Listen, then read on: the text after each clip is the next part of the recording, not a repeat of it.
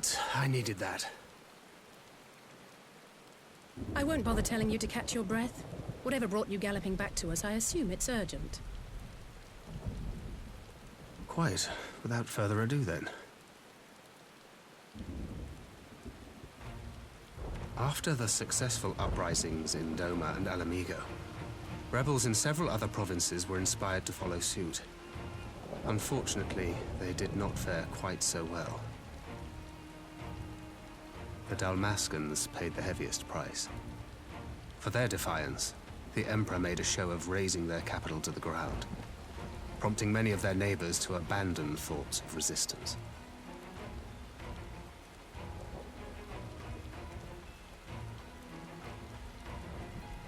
But not all have given up on liberty. Heartened by the news of Doma's prisoner exchange, some still believe that the Empire may one day be amenable to negotiation. We have the shinobi to thank for spreading the good word. They have worked tirelessly to keep the subjugated informed, and a little knowledge can go a long way. There is at least a spark of hope, then.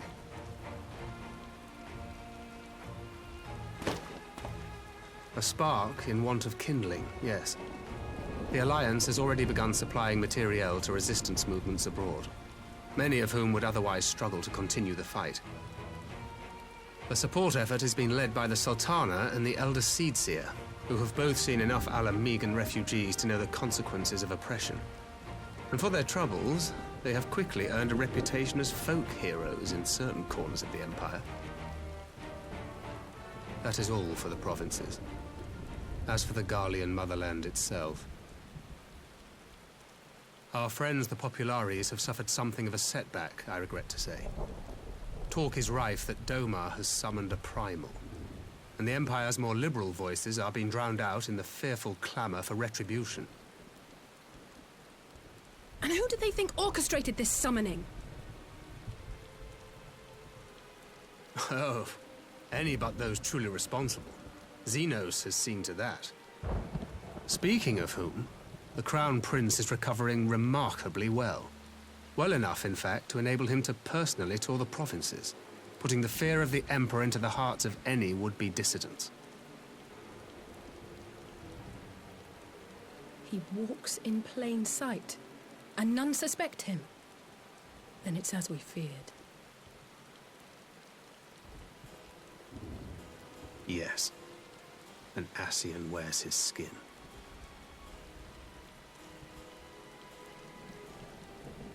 But it was not that which brought me here in such haste. During my time in the provinces, I learned many things. Yet at no point did I hear any report of a Doman emissary in the capital. But Alphonse should have arrived by now. Could they be holding him there in secret? The possibility did cross my mind, but I have reason to believe he never reached his destination. As you know, Scions assigned to covert operations, such as Riol and myself, are issued special link pearls for communication in the event of an emergency. I mention this because it was originally Alphino's task to coordinate the response at headquarters, meaning he has one. And whose voice should I hear when mine recently crackled to life? You spoke with Alphino? Spoke with? No. I but heard his voice, and none too clearly at that. 2 words were all I could make out. The burn. The wasteland on the edge of Utherd. Something must have happened to them there.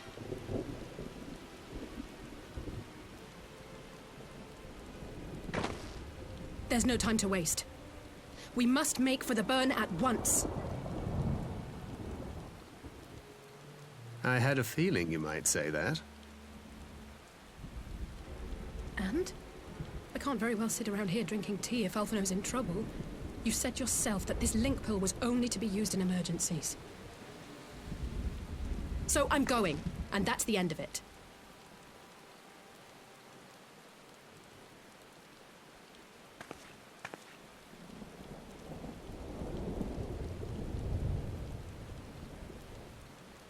Oh, far be it from me to change your minds.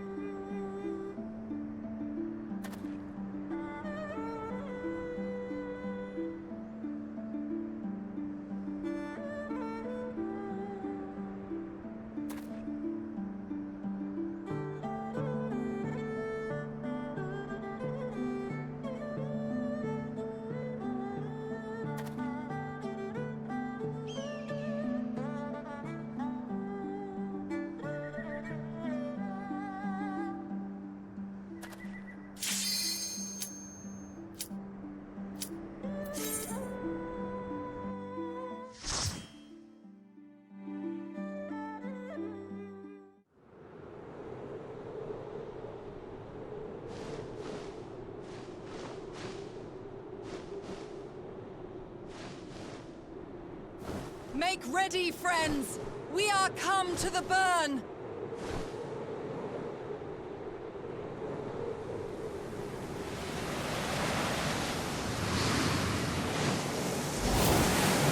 Everyone, land where you can!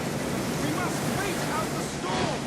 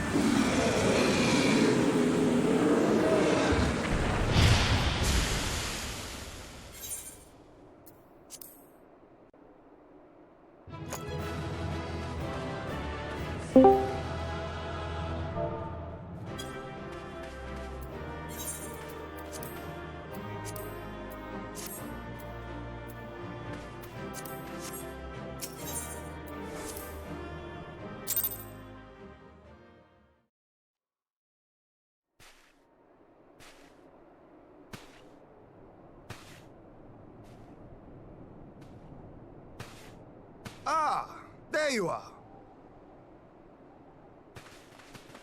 Between contending with bloodthirsty beasts and sand in my every conceivable place, I had begun to despair of finding you again.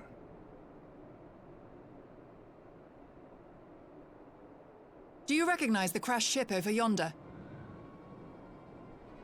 Mistress Alizé and I briefly inspected it. It is the vessel that bore Master Alphino away.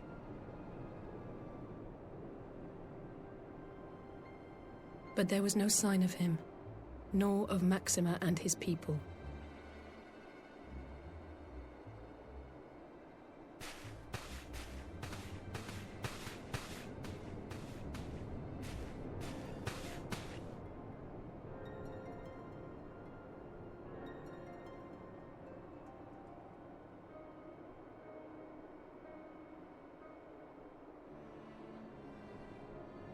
War Machina. It would seem they were involved in a struggle.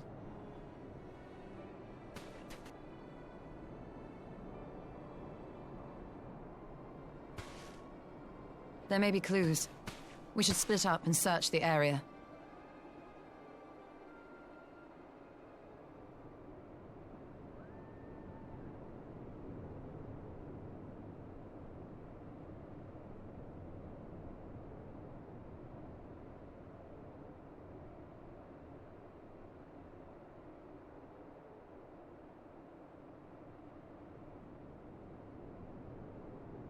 These were no ordinary soldiers.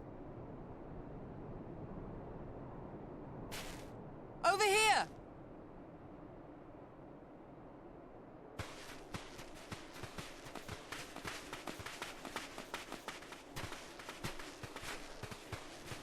The insignia on this man's uniform identifies him as one of the Emperor's personal guard. Hand-picked soldiers, answering only to the royal family. That would explain why all the casualties are Garlean. They were fighting their own. You're saying the Emperor was behind all this? That Alphino is his prisoner?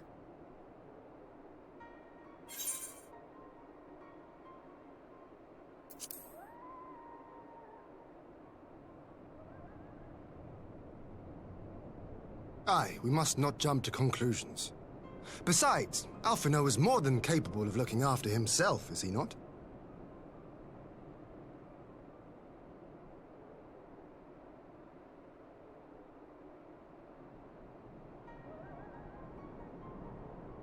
I suggest we return to Doma to consider our options. Whatever happened here, Master Alphino is long gone, and any subsequent search may safely be left in the hands of the shinobi.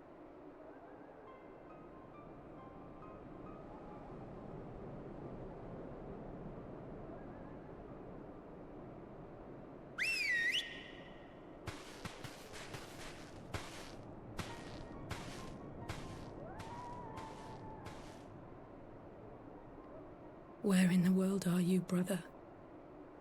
If you die on me, I will never let you hear the end of it.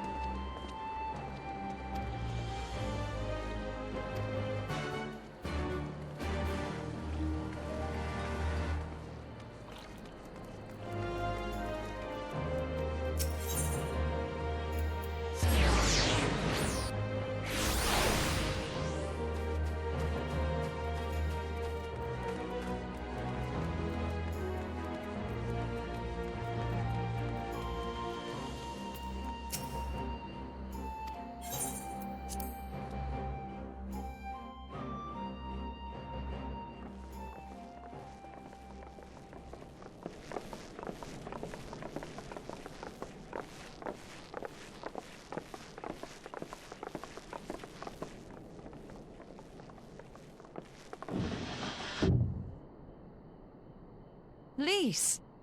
What brings you here? Oh, Alliance business. We have a request for Doma. Well, Hien. But that can wait. They told me you were out searching for Alphino.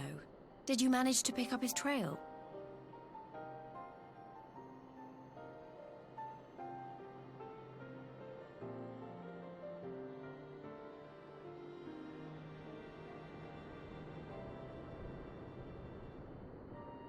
Well, if he wasn't at the crash site, he might still have escaped.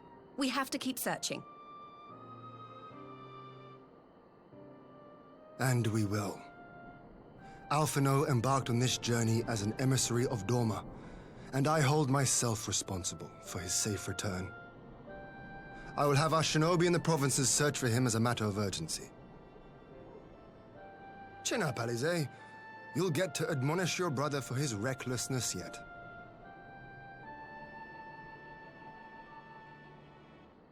Well, someone has to do it.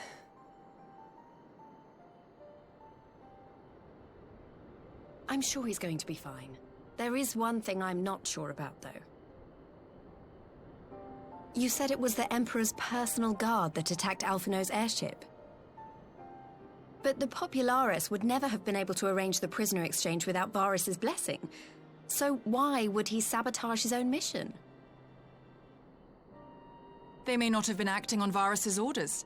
The guard answer not only to him, but to his family, the Crown Prince included. When Yotsuyu summoned Tsukuyomi, Asahi was quick to proclaim that a dormant citizen had violated the terms of our agreement, that the negotiations had failed. And it is this version of events that is now being repeated across Garlemald. To hear the tale, one would think the prisoner exchange never took place. Plainly, someone is manipulating matters from the shadows. Most likely Xenos, or whoever it is that wears his face. Whichever Ascian you mean. We all know the nature of our adversary. The servants of chaos are true to their name. Their meddling has cost Doma a chance at peace. Whoever it was that loosed his personal guard, the Emperor cannot be ignorant of these developments. We must proceed on the assumption that our treaty is indeed in tatters.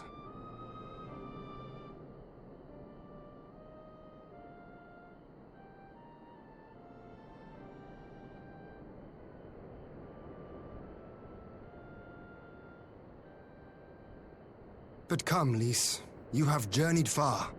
Let me hear your petition.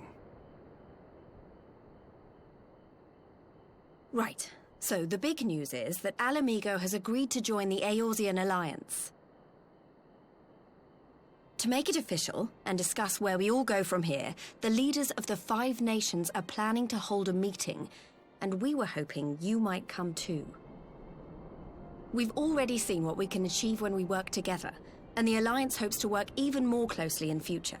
They think it's our best hope of keeping the Garleans in check, and I agree.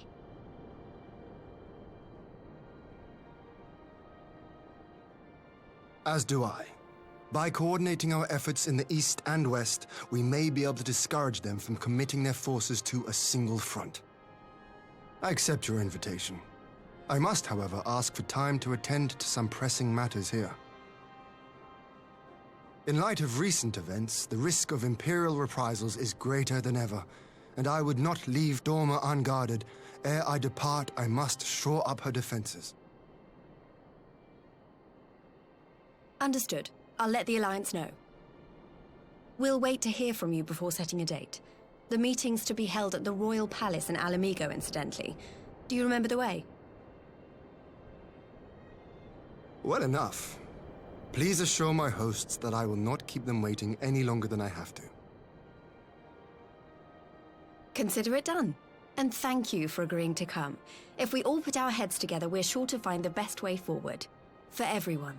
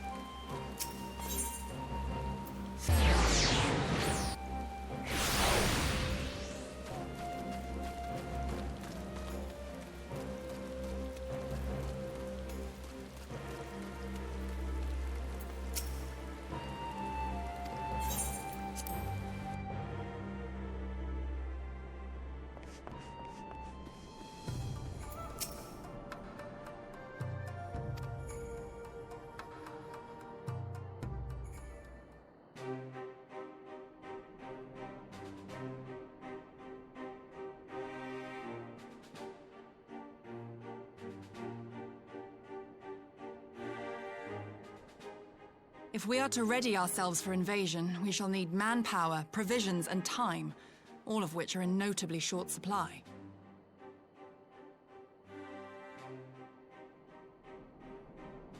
Candid as ever, Yugiri, and correct, I concede. Fortunately, I have an idea.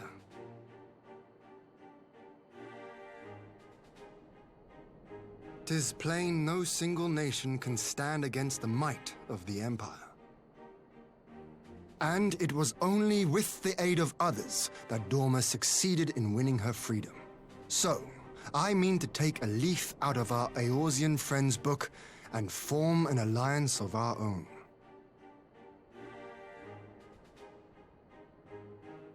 In addition to those with whom we already share an understanding, I would reach out to Hingashi and Suinosato, and further afield to the myriad peoples of Nangsha and Dalmasca. I am under no illusion. Not all will answer the call. Yet disparate though we may be, we are united in our desire for freedom. If our neighbors could be made to see what is at stake, Ascian machinations and all, cooperation need not be so far-fetched a notion. It may even seem practical. Under the guidance of our former leader, Master Louis Soir, we once strove to unite the fractious city-states of Eorzea. I dare say that experience shall be of use in your endeavor. We should be glad of your wisdom. For the record, I would have been in favor of this plan even if it hadn't been my grandfather's, but I have to ask, how will we secure the time to carry it out? Not that anyone has forgotten, but the Garleans have airships. Lots and lots of airships. Should they catch wind of our plan, they could send an armada to overwhelm us before our alliance had even begun to take shape. Not if we deny them access to the skies.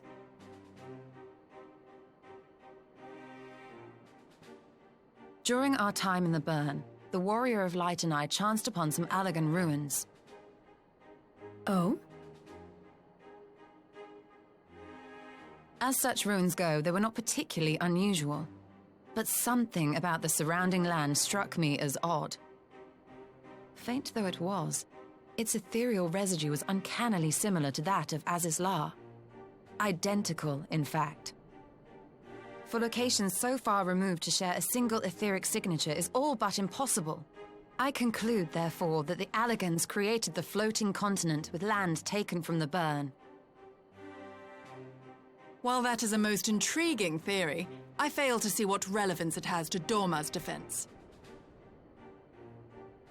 Azizlar was enclosed in a powerful energy barrier, impenetrable even to an Agrias-class battleship. It occurred to me that those ruins may have enjoyed similar protection. I have no proof, but the Warrior of Light did report seeing a structure resembling other known Allagan field generators.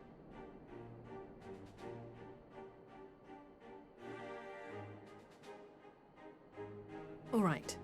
But even if we could put up such an energy barrier, it surely wouldn't extend beyond the limits of the Burn.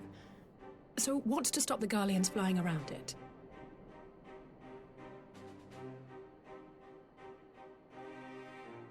Fuel. The Dalmascan capital, Rabanasta, was a key Imperial refueling point in the east. By laying waste to it as a lesson to the rest, the Empire greatly hindered its own operations in the region. If an Imperial fleet were to advance upon Dorma, it would now have little choice but to travel, as the crow flies, over the Burn. I see. A word of caution. Even assuming the generator still functions, raising a barrier of such a scale will require a prodigious amount of energy. And few places are so bereft of suitable crystals as the Burn.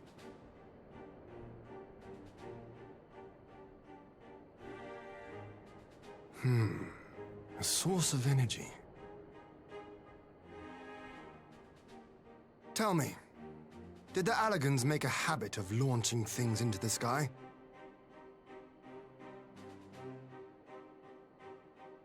A curious question.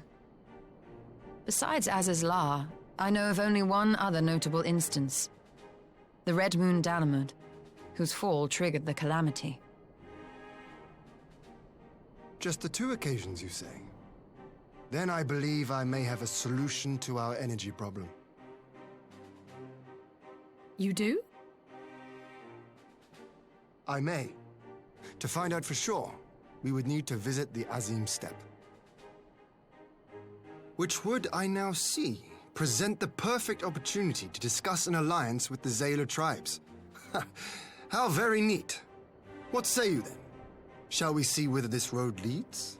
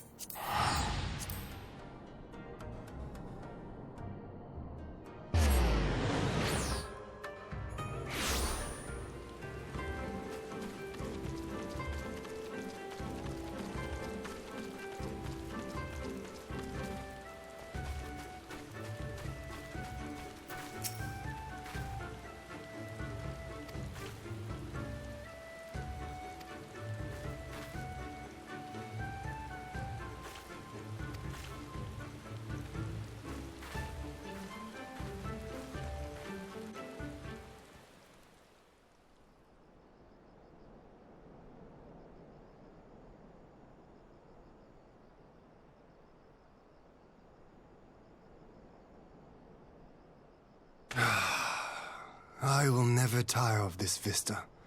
The endless fields, the boundless skies. 'Tis a sight to make a man forget his cares.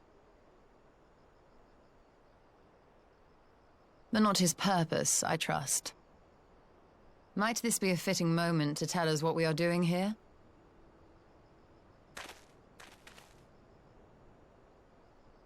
Of course. During my time with the Mole, I learned some few myths of this land. One goes thus. In the distant past, when all seemed doomed, a wayfaring soul came unto the steppe. Venturing into the northern crag, he received of Nama a sliver of her essence, a shard of the shining moon, and with it clove the tainted land from the earth. The end thus averted, to these fields did the wayfaring soul return, and venturing once more into the northern crag, he buried the shard, and made unto the heavens an offering of blood.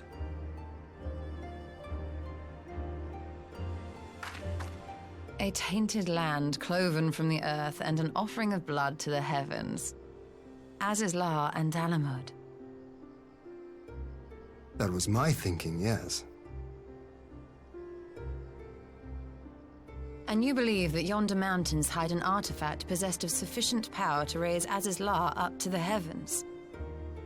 I suppose that might suffice. Worth a closer look, would you say? I would.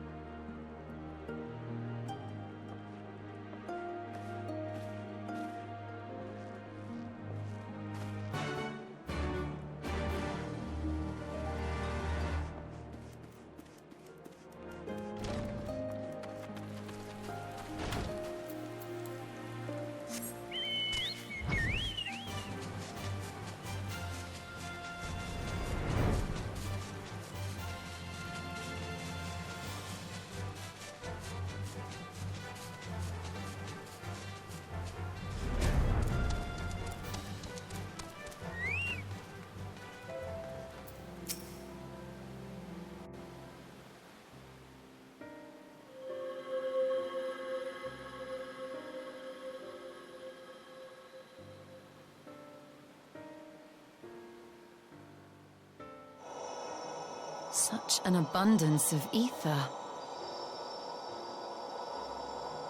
Are we in luck? We are. This is an Allagan artifact, most likely built to regulate the flow of ether. I strongly suspect the ancients used it to stem the flow from here to the burn.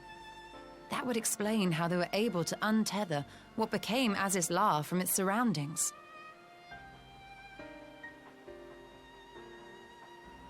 But were we to throw open the floodgates, the resultant deluge would surely be sufficient to raise our wall. And in restoring the flow, we may also restore life to the wasteland.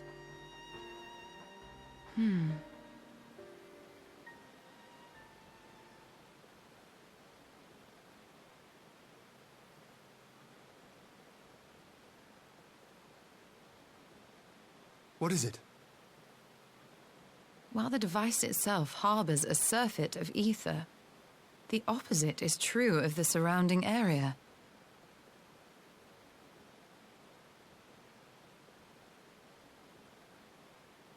An effect of regulation, perhaps. A similar phenomenon seemed to be occurring in Doma.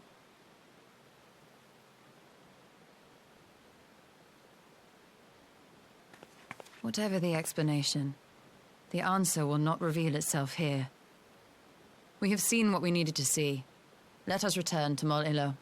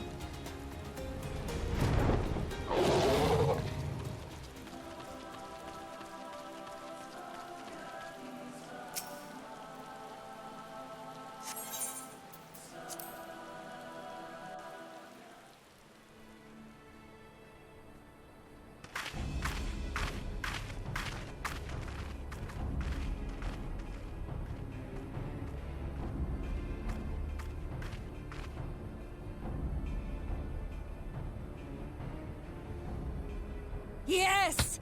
This spot shall serve as well as any. I shall enjoy this Hahn. Is this truly necessary? Have you no peaceable way of making decisions? Speak not of peace.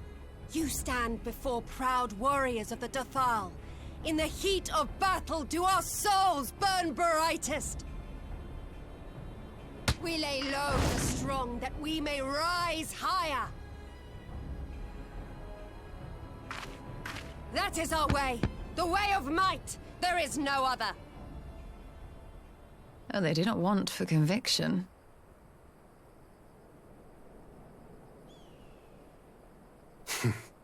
Indeed. It's what makes them such dangerous enemies, and such useful allies. Enough talk! It is time to fight!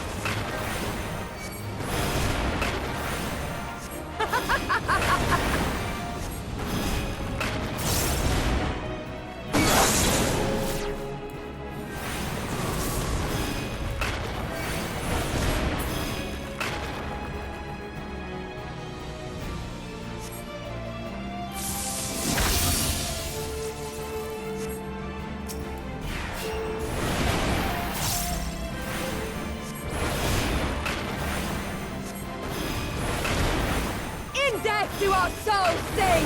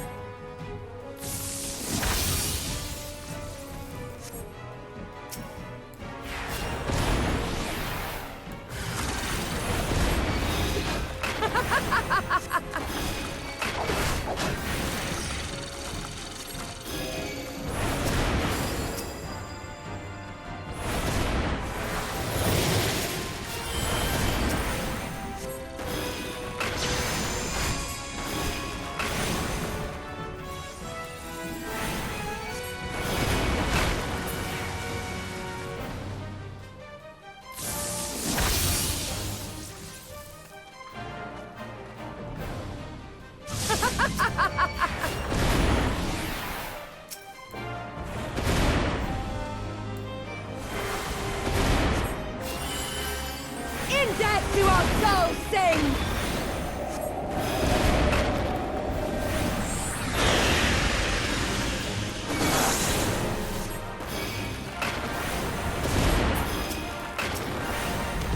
In death do our souls sing!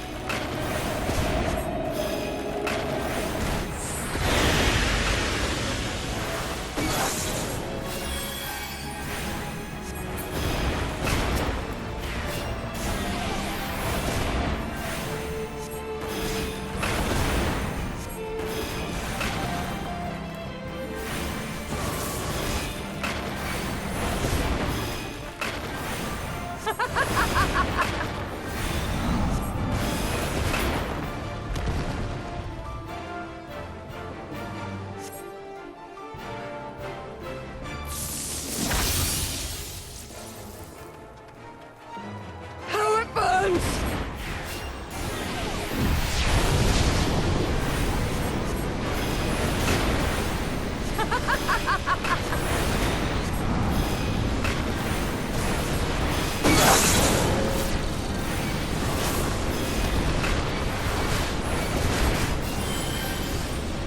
In death do our souls sing!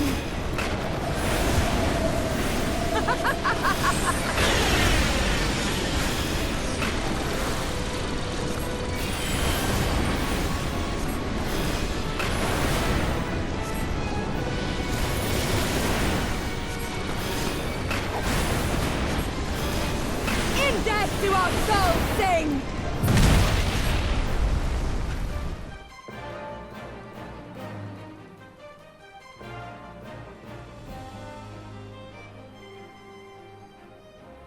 Yes! Yes! Not since the Nardum has my soul burned so!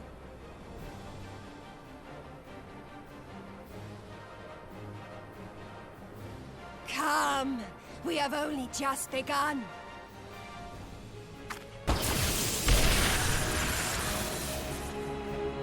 Enough! You were not granted leave to set the steppe ablaze.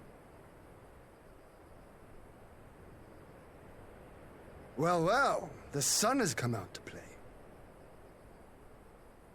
Be gone, Moonstruck Oranir! I am busy! Fool of a Dothal! Have you forgotten the face of your master already? The sun will never set! From his seat on high, he reigns over all, now and forever.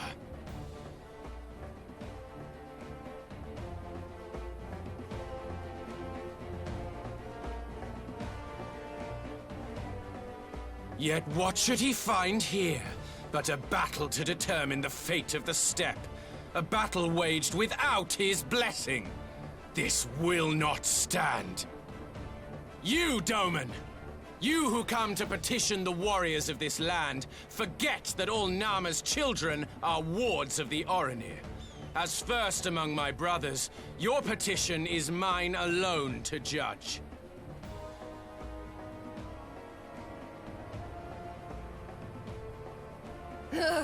These words are as wind from a horse's backside. Plentiful, but your axe sings more sweetly. Let her speak for you.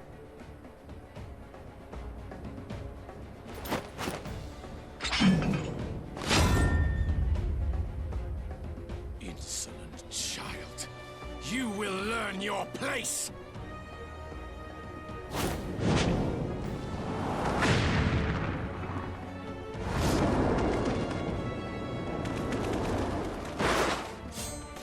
Forgive me, Brother Magni, but we have an arrangement with the Dothal. We will not abide any interruptions.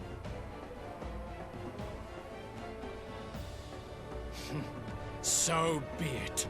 The sun will pass judgment on all. Didakul, join me.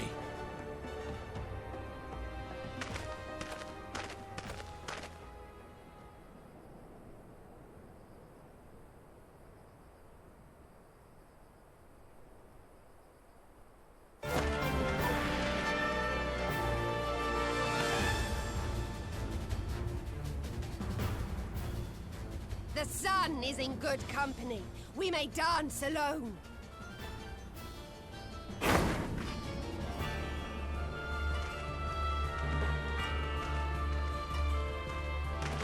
Beg not for mercy, for you will have none. Bear witness to the power and the glory of Azim!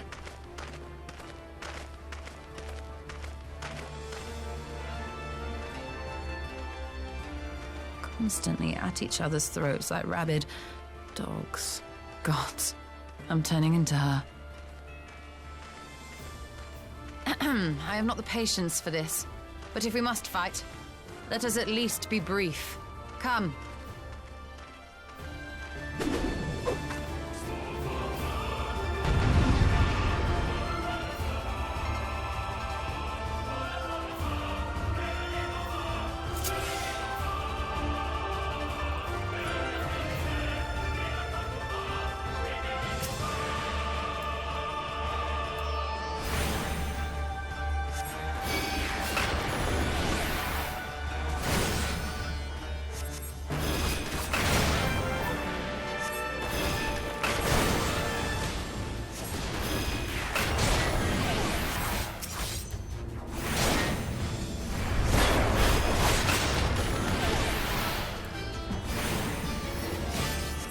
Down before me!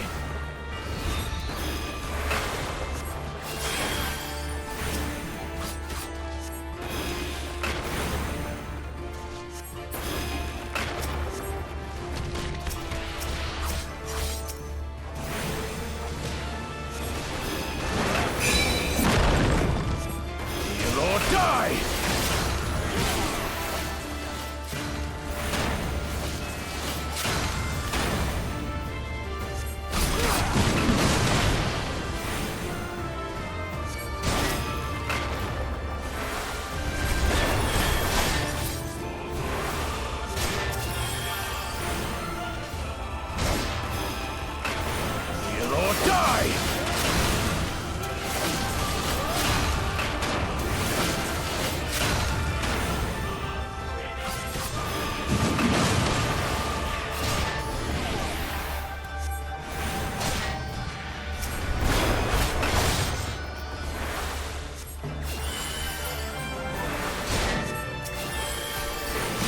Kneel or die!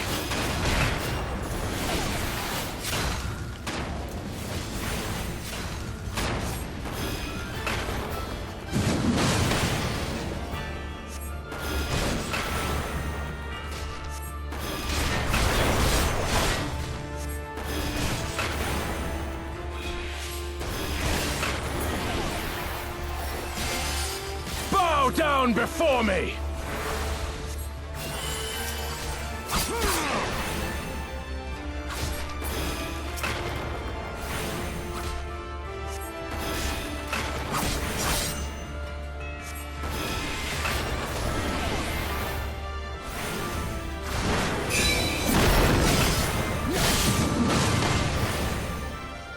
Kneel or die! Bow down before me!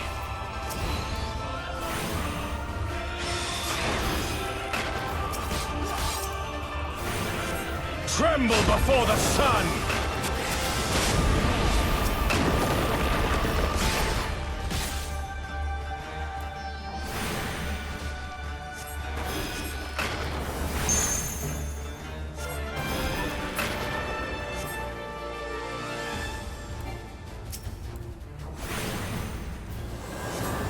Let us be about it!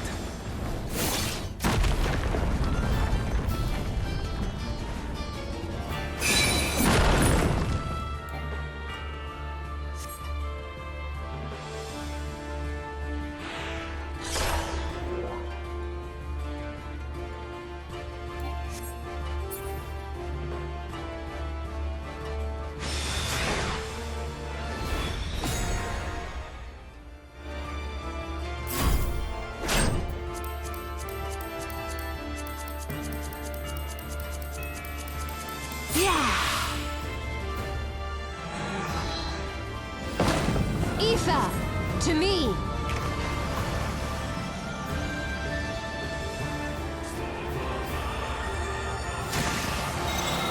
Have at you!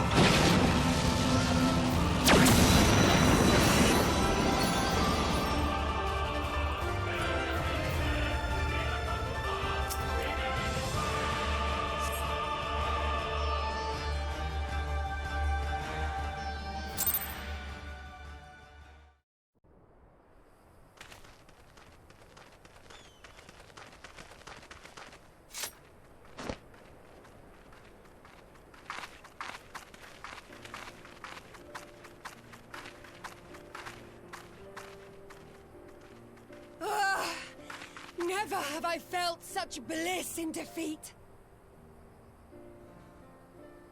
'Twas a battle to burn soul and flesh to ash.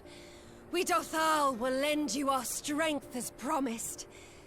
Narma's power is yours to wield.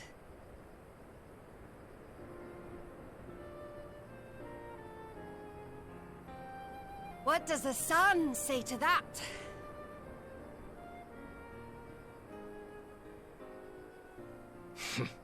The sun is not driven by base motives such as yours.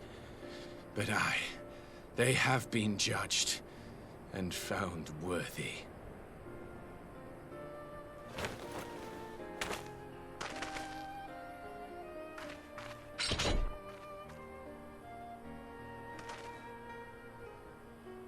It is the way of the Oranir to accord recognition and respect to the strong.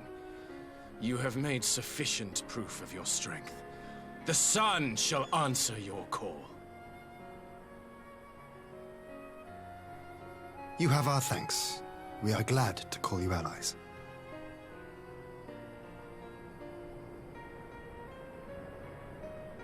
You? By what are you called?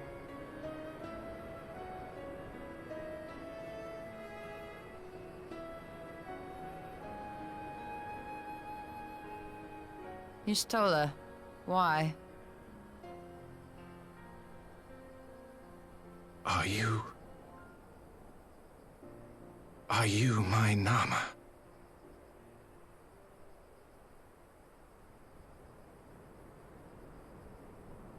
I beg your pardon?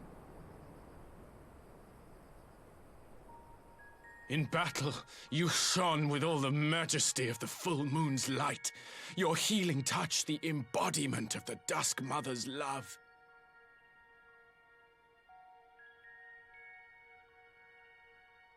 Long had I wondered if my Nama might not be a woman of the steppe. Beholding you, I am all but certain.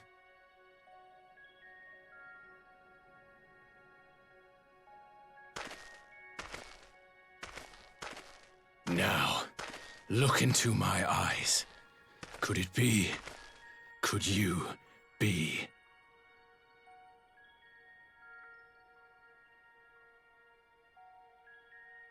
I am. Not interested, little son.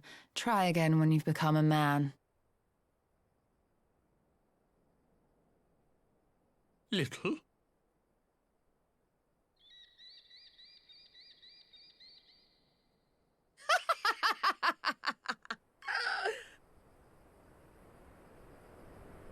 Little son! Little son!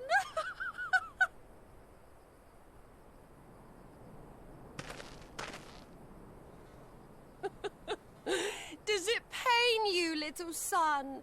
Crave you salve to soothe the ache? Fire to sear the wound in your heart?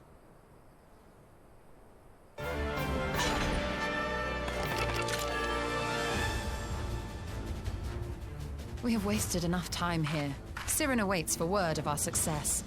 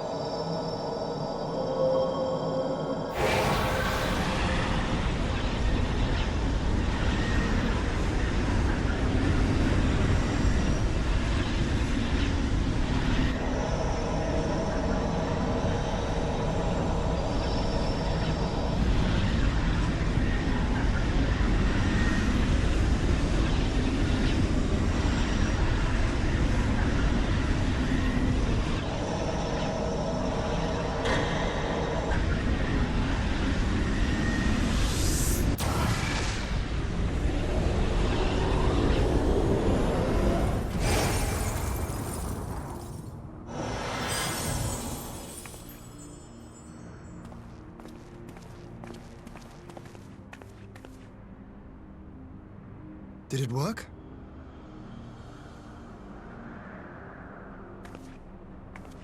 It did. Ether may flow freely to the burn once more.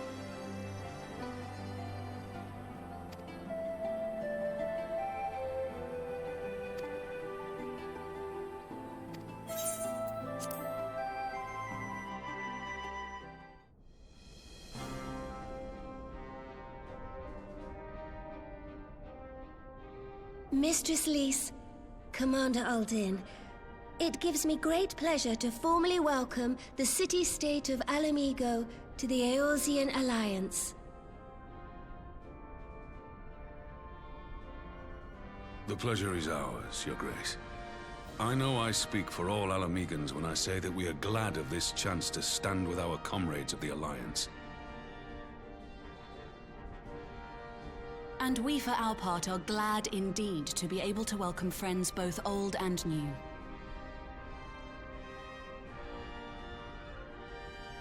Lord Hien of Doma, at your service.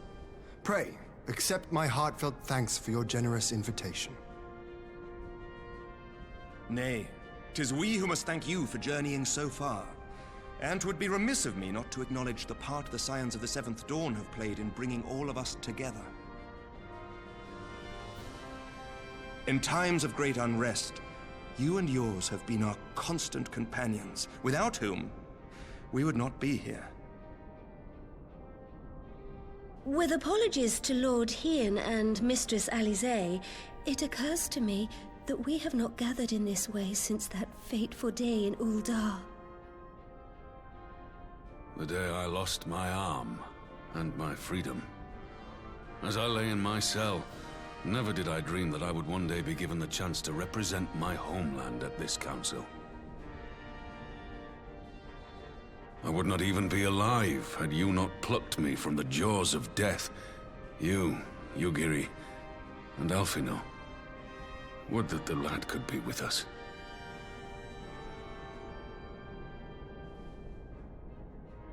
I too owe my presence here to Alphino, in so many ways. Until such time as he returns, I mean to carry on his good work as best I can.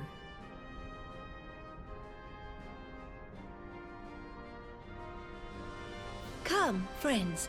Let us leave the past in the past and turn our eyes to the future. My Lord Hien, pray, tell us how things stand in the East.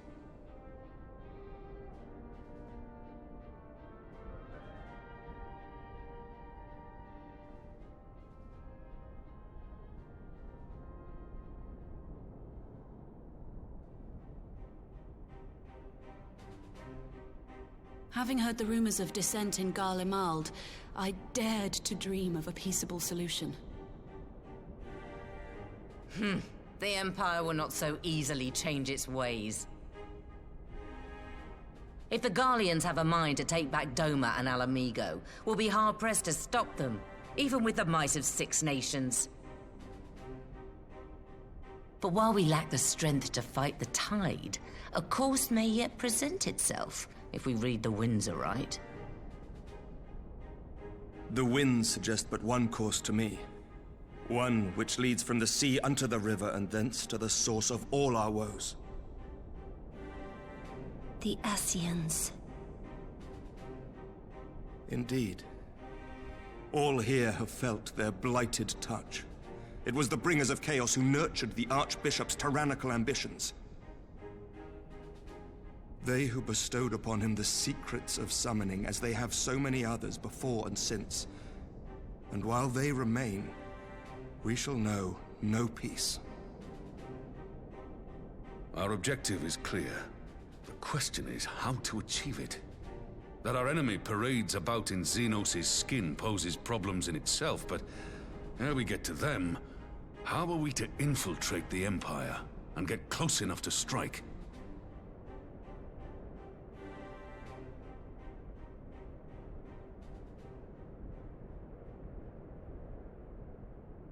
While I see the wisdom in targeting the Ascians, an assassination attempt on Garlean soil would do little to aid our cause, even were it to succeed.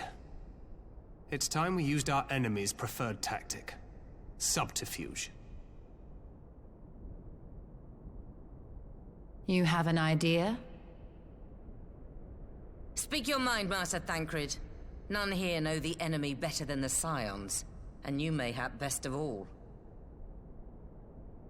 Whatever it is you propose, we will give it fair hearing. On that you have my word. Very well, Admiral. My proposal is thus. We dispatch the shinobi to Imperial territory. There, they sow the rumor that the Crown Prince perished in the battle for Alamigo, and that the man parading around is in fact a corpse inhabited by a servant of darkness.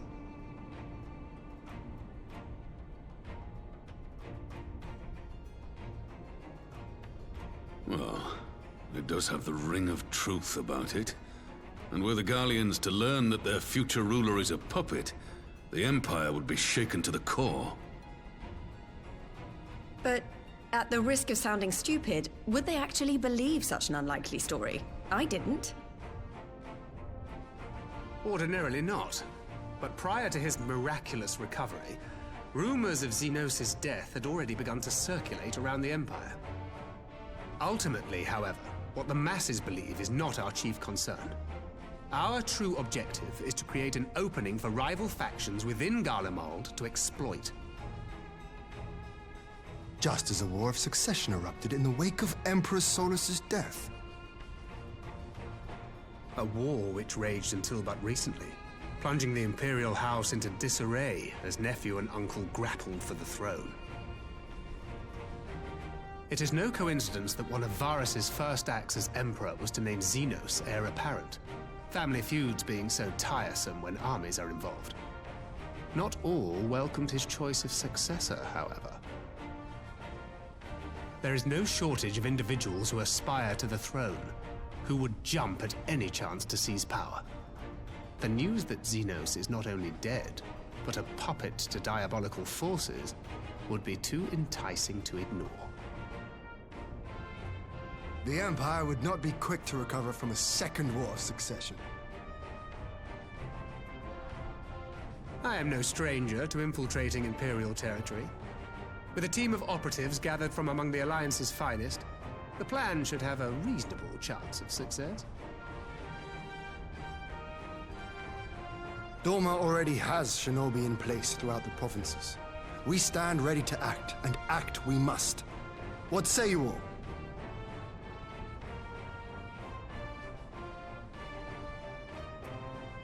I'm for Master Thancred's proposal. We shine a light upon the Ascian and test the Empire's unity. 'Twas his plot that scuttled Doma's negotiations, was it not? Why then, if we can eliminate him, there may yet be a chance for peace. Let us wage this war of subterfuge, that we may one day lay down our arms. Gods know we never will while the Ascians remain.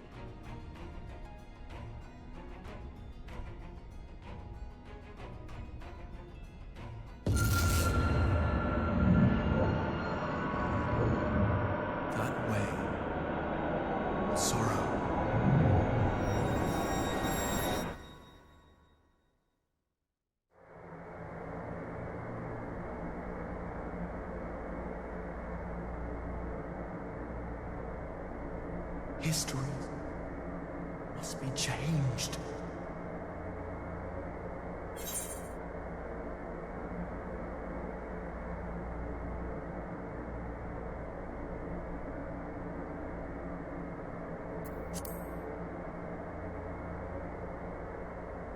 Ahead looms a calamity. Ahead looms light, expunging all form and life. Twin dooms only you can forestall. Only you. What's the matter?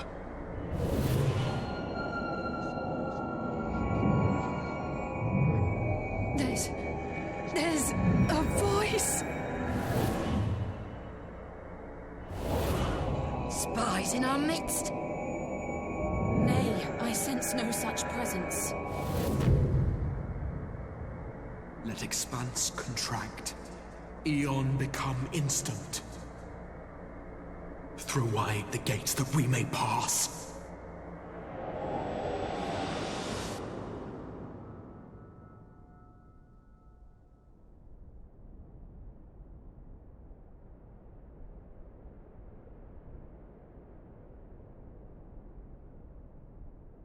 Is it over?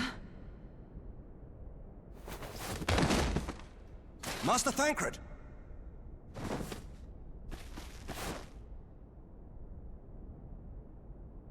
12 for Fend. Bear him to a private chamber. Have every healer make ready. Swiftly!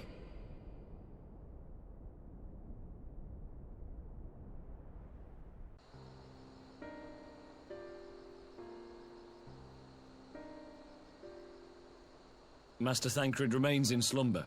Though his vital signs appear stable, he's unresponsive. What could have done this? And why just him and not the others? I'm afraid we could not identify the cause, my lady. Our examinations revealed no wounds, nor the presence of any poisonous substances. Gods, that only makes it worse. You're to let us know the moment there's any change, all right?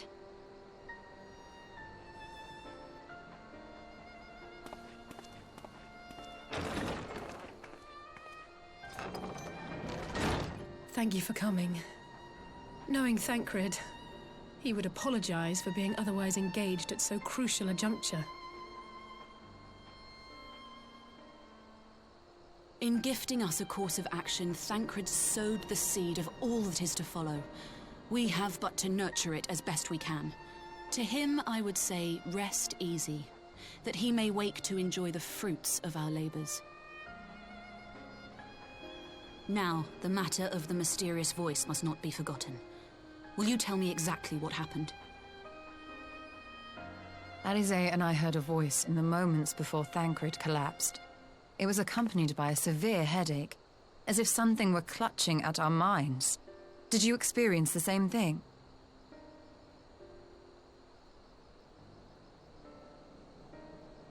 So, in between the voice and the pain, you felt as if you were somewhere else entirely?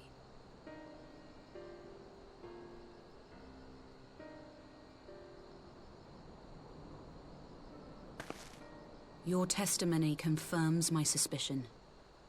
That which you experienced was, I believe, your soul being plucked from your flesh.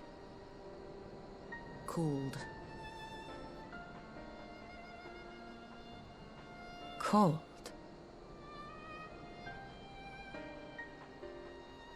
I myself examined Thancred. Reach out as I may, I could not sense in him the spark of life that is his soul.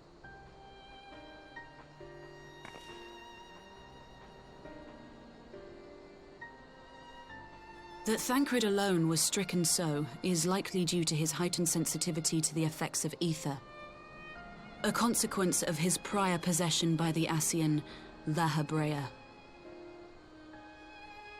The owner of the voice, whoever it may be, reached out to you, called your souls, and in so doing, caused you and yours such pain.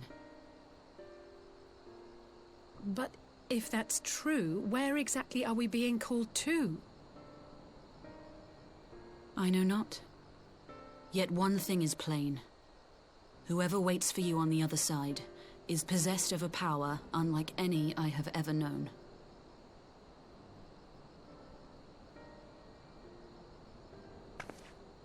Forgive us, Lise, but may we leave Thancred in your care for a time? As if you had to ask. I may not be a scion anymore, but I'm no less a friend. Don't worry. I'll see to it that Thancred's well looked after. Just focus on solving this mystery, all right? Thank you, Lise. As the Elder Seedseer says, 'tis no ordinary individual we are dealing with. Nor can we discount the possibility of Ascian involvement.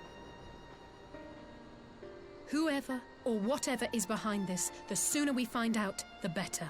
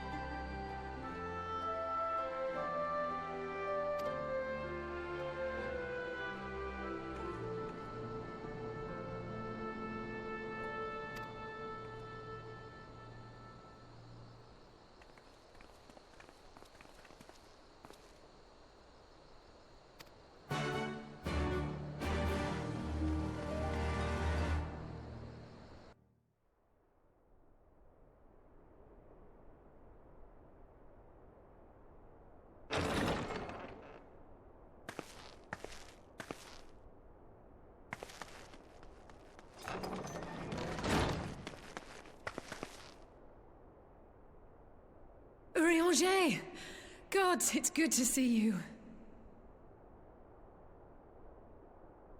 Would that our meeting were under happier circumstances.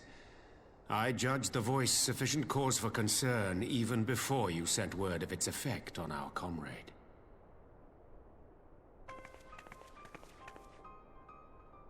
You heard it too, then?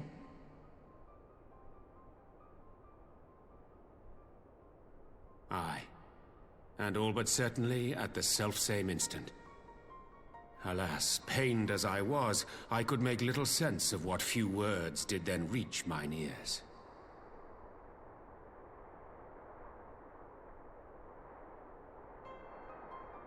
Who do you think is responsible? Could this be the Ascians doing? That I cannot say. Not when so little is known. Ere I indulge in speculation, I would examine Thancred with mine own eyes. To Alamigo, then, without further delay. One other thing. During my visit to the Far East, I observed a strange phenomenon. Thou referrest, I presume, to the localized reduction in etheric density. Well, that spares me the trouble of an explanation.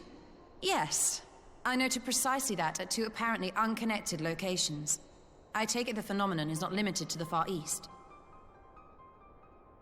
Indeed not. Of late, our agents charged with surveilling the beast tribes have spoken of little else. In every corner of the realm, they tell of places in which the ether hath grown thin. Naturally, my suspicions first turned to primal activity, but the areas thus affected betray no evidence of summoning.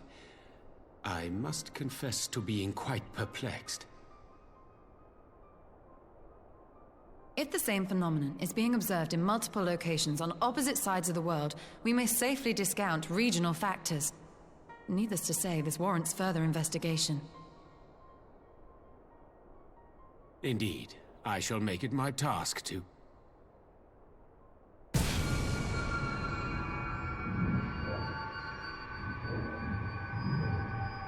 The voice. It calleth to me once more.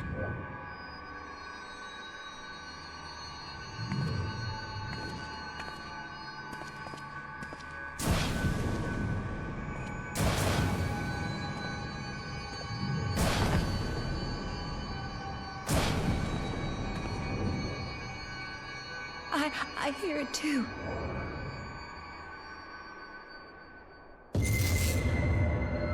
Only you. Only you. No! Ishtola! Urianger! Throw wide the gates.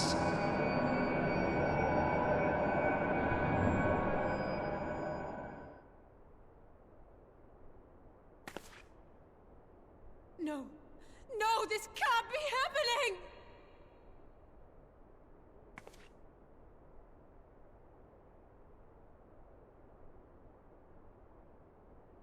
Y'shtola! Urianger! Open your eyes!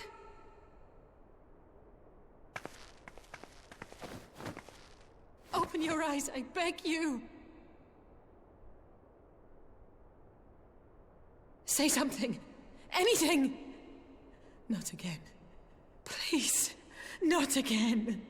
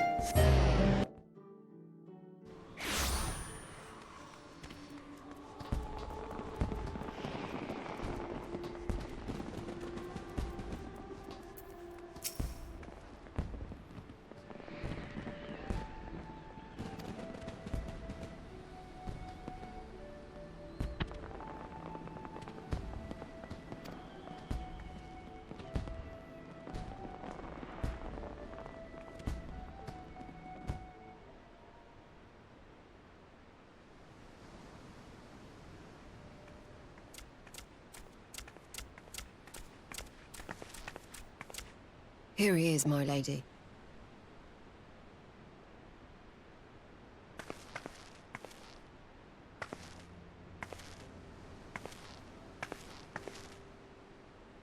Gabu, it's been too long.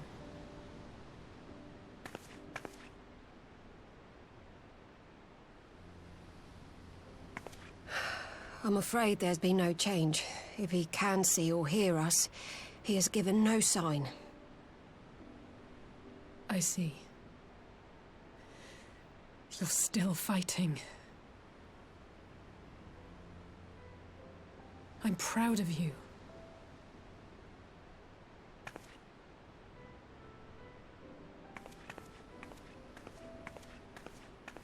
We promised that we would come and visit you together, didn't we? Alphino and I. I'm sorry that we haven't managed that yet.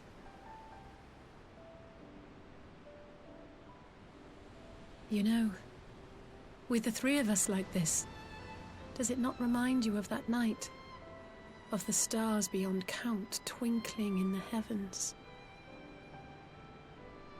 I was feeling pretty low back then. Powerless.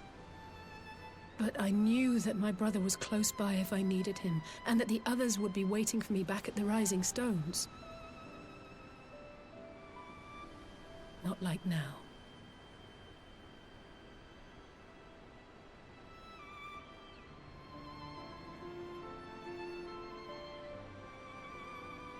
I've seen my share of trouble since coming to Eorzea. Been reminded again and again of my limitations, of how little I can change about this world. And I've come to know the sorrow of parting all too well.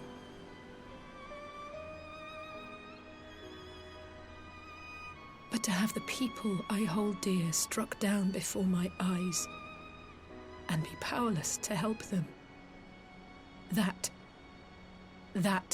I cannot bear.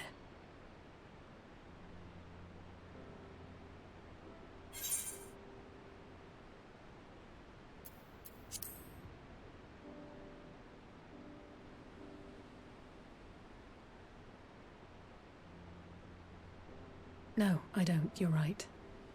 It's pure arrogance to imagine I can solve everything by myself. You'd think I'd have learned that by now. Thank you. I don't know what I'd do without you.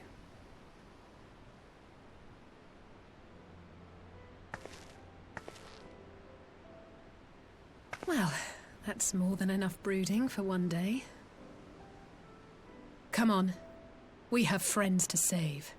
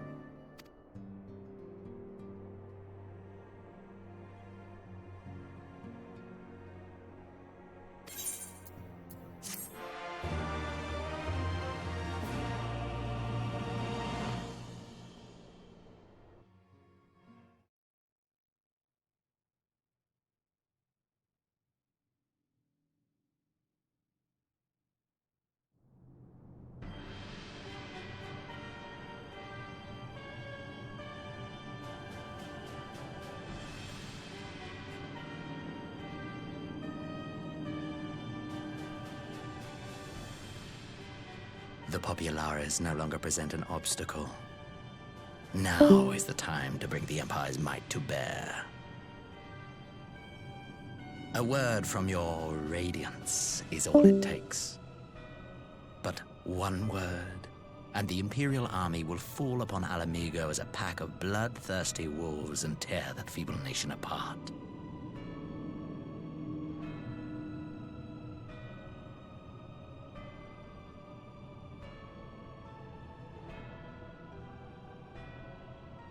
Have you no words for me? Despite the lengths I go to, an emissary playing the part of a fool. When first I took this face, I swore to use all of my knowledge, all of my power, to further the cause of the Empire. My deeds stand testament to my commitment. And with this adamant flesh at my disposal, I could destroy the Icon Slayer as easily as one might swat a fly. Why do you hesitate?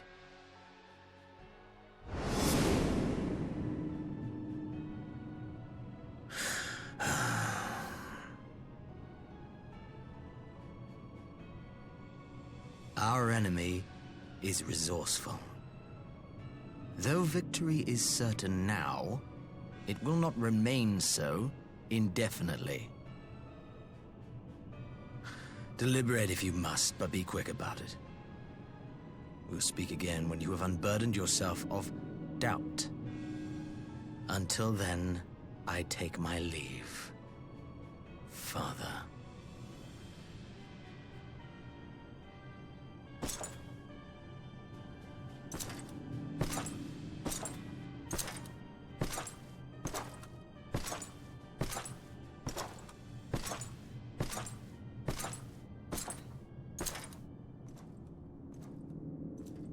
I should be the one to sigh.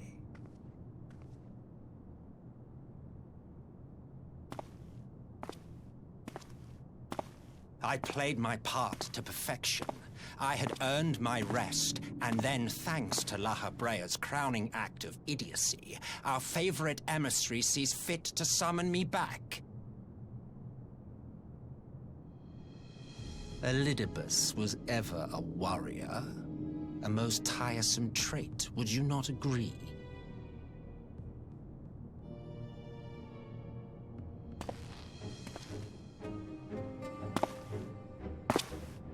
What? Have you no words for me either? No matter. I've long grown weary of this mummery. Now, my dearest grandson, let me remind you of your place in the simplest of terms.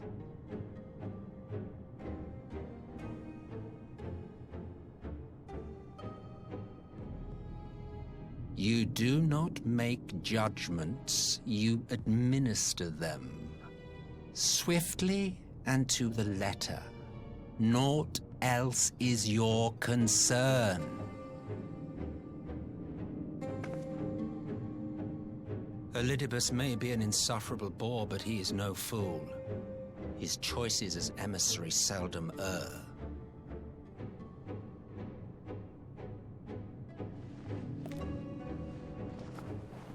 If aught threatens the balance twixt light and dark, it falls to you to remove it.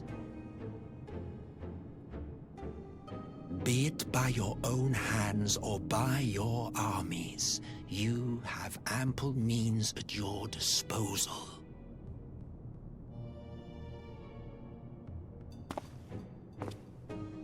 That is why this empire exists, why I built it. Oh dear, have I touched a nerve? You always were an easy one to read. I pity you, I do. As they say, ignorance is bliss. And I know how much happier you would be not knowing the things you know. The founding father was an Ascian, and he created the Empire solely for the purpose of sowing the seeds of chaos.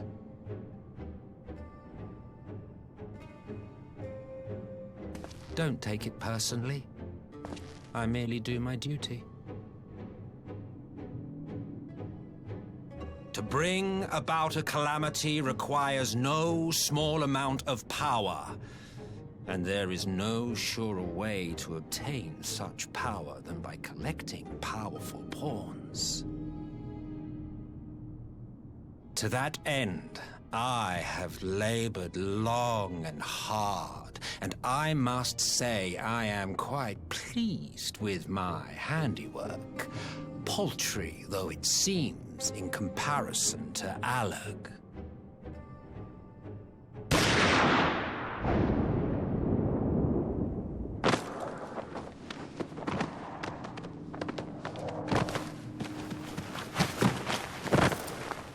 You fiends are overfond of your own voices.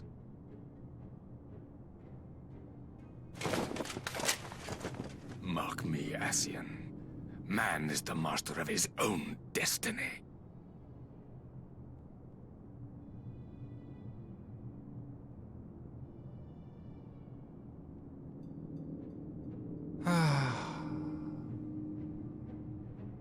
Such a waste of time and energy, both yours and mine.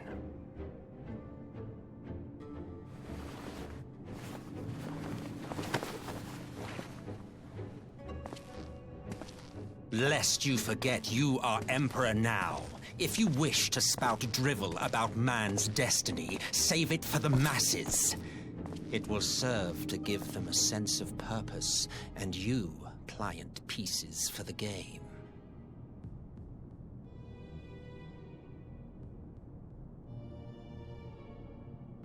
Oh, do stop sulking, boy. You, of all people, should understand.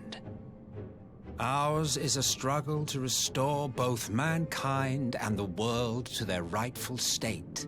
Viewed thus, our goals are one and the same.